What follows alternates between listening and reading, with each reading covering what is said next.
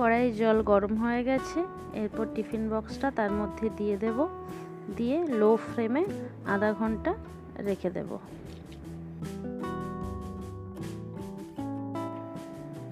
চলুন, আধা ঘন্টা হয়ে গেছে। এরপর আমি টিফিন বক্সটা খুলে নেব।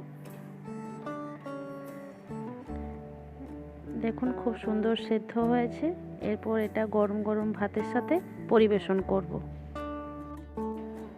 এইভাবে আপনারাও একবার বাড়িতে বানিয়ে দেখুন ইলিশ ভাপা।